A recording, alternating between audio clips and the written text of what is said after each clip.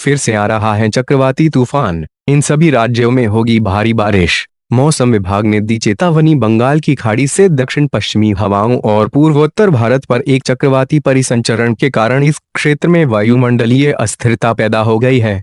इससे रविवार को असम, मेघालय, नागालैंड, मणिपुर, मिजोरम और त्रिपुरा में भारी बारिश और गरज के साथ बारिश होने की संभावना है। इस क्षेत्र में 40 मिमी से 100 मिमी तक बारिश होने की उम्मीद है। इसके अलावा अरुणाचल प्रदेश और सिक्किम में रविवार को काफी तेज बारिश और गरज के साथ बारिश होने की संभावना है। पूर्वोत्तर अफगानिस्तान पर एक प्रेरित चक्रवाती परिसंचरण के साथ एक पश्चिमी विक्षोभ WD रविवार को उत्तर भारत के पर्वतीय क्षेत्रों को प्रभावित करने की संभावना है।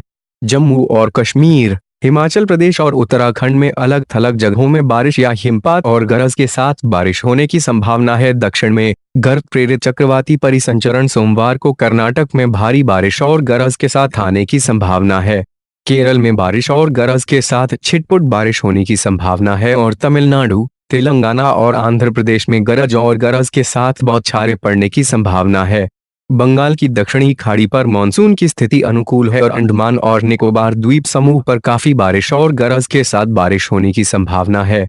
पश्चिम बंगाल, ओडिशा, झारखंड और बिहार में अलग थलग बारिश और गरज के साथ बारिश होने की संभावना है।